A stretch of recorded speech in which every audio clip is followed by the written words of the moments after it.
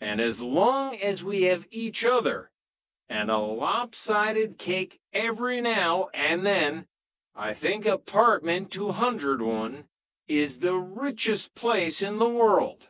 Epilogue: The sunset over apartment 201. As the door clicked shut on apartment 201 for the final time that week, the three roommates stood in the center of their living room.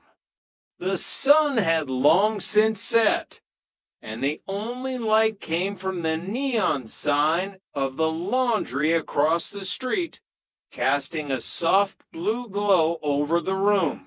They were still living a lie that could crumble with one wrong word to Stanley. And they were still three very different people crammed into a space that was just a little too small. But as Jack grabbed his spatula to finish a late-night snack, and Jana laughed at a joke Chrissy hadn't even finished telling, they realized that they had something much more valuable than $300. They had each other. They had a home where laughter was the most common sound, and where even a Jimmy cake tasted like a victory. And in the golden, chaotic heart of Santa Monica in the 1970s, that was more than enough. The end. Three's Company, The Santa Monica Chronicles. Prologue: A lovable space. The sun over Santa Monica didn't just shine, it leaned in, heavy and golden, smelling of salt air and cheap suntan oil. On Hauser Street, the apartment building owned by Stanley and Helen Roper stood as a monument to 1970s architecture: beige stucco, iron railings, and the constant rhythmic sound of the Pacific Ocean crashing a few blocks away. Inside apartment 201, the air was usually filled with the scent of Jack Tripper's experimental cooking, the fragrance of Jana Wood's freshly cut flowers, and the occasional, inexplicable sound of Chrissy Snow dropping something heavy. Their arrangement was a delicate dance of deception. To the world, they were just three roommates sharing the rent. To Stanley Roper, their landlord, a man whose worldview was stuck somewhere between the Great Depression and the Korean War, Jack Tripper was a safe gay man. It was the only way Stanley would allow a red-blooded male to live with two beautiful women. Jack Tripper, however, was as red-blooded as they came. He was a culinary student with the agility of a gymnast and the luck of a man who accidentally steps on every banana peel in a 10-mile radius. This is the story of how the deception, a lost puppy, a missing rent envelope, and a very aggressive niece turned their lives into a beautiful, chaotic ball of laughter. Chapter 1: The Niece and the $50 Lie. The morning began with the rhythmic snip-snap of Helen Roper's nail file. She sat on the floral-patterned sofa in the Ropers' downstairs apartment, her eyes fixed on the hallway. "Be quiet, Helen," Stanley hissed, pacing the room in his bathrobe, which looked like it had been salvaged from a defunct hotel in 1954. "You're gonna wake Karen." Helen didn't stop. "Filing my nails is gonna wake up your niece." "It's not the filing, Stanley, it's the breaking. Every time you break a nail, you swear loud enough to wake the dead." Stanley ignored her, peering toward the guest room where his niece, Karen, was sleeping off her jet lag from New York. She's adjusted to a new time zone. Helen, I promised my brother I'd take care of her. You're not taking care of her, Stanley.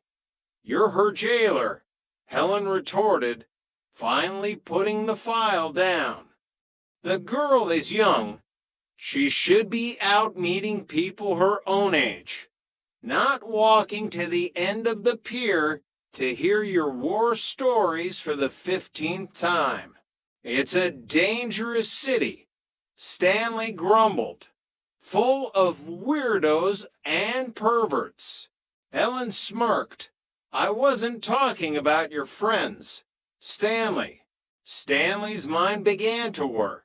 He wanted Karen out of the house for a night, but only if she was safe.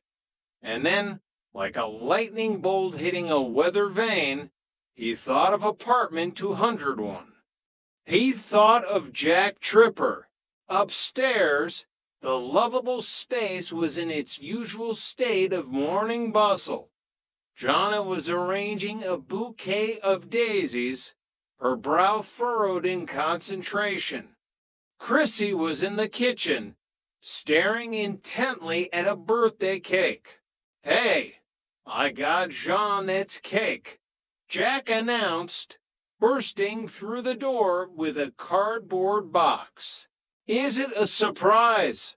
Chrissy whispered loudly. It's half price, Jack said, opening the box. The guy who ordered it never picked it up. It says Happy Birthday, Jimmy, but a little scraping and it'll say Happy Birthday, Jay, which is basically Jonna if you're illiterate. Jonna walked in, wiping her hands. I can hear you, Jack, and I know it's my birthday. The surprise is ruined, Chrissy wailed, though she was the one who had been dropping hints for 3 days. Before Jack could defend his discount cake strategy, there was a knock at the door. It was Stanley Roper, looking uncharacteristically nervous. He managed to usher Jeanette and Chrissy into the kitchen, leaving him alone with Jack. Tripper, Stanley said, lowering his voice. Do you enjoy living here? I love it, Mr. Roper. The ambience, the plumbing that only moans on Tuesdays. Right. Listen, I got a niece visiting. Karen. She's a girl. Jack nodded slowly. That's usually how nieces work. I want you to take her out tonight, Stanley blurted out. Since you're, artistic, I know she'll be safe with you. Like sending her out in an armored truck. Jack hesitated. I'd love to, Mr. Roper, but it's Jeanette's birthday. Stanley's face fell. He reached into his pocket and pulled out a crumpled bill. $50, Tripper, and you can use my car. Jack's eyes widened. $50 in 1977 was a small fortune. It could buy a lot of groceries or even pay back some of the borrowed rent money. But more importantly, if he said no, Roper might get suspicious. Deal, Jack said. 10 minutes later, Karen walked into the apartment. She didn't look like a Roper. She had long, dark hair, eyes that could melt lead, and a dress that seemed to be held together by pure optimism. Jack's jaw hit the floor.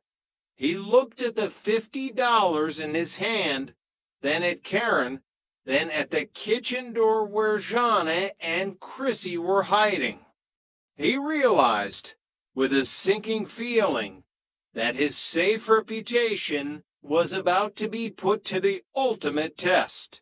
Chapter 2. The Freeway Fiasco. The date with Karen was not what Stanley had envisioned. By the time they hit the freeway, Jack realized that Karen wasn't looking for a safe escort. She was looking for a wild night in Los Angeles. So, Karen said, leaning toward Jack as he wrestled with the steering wheel,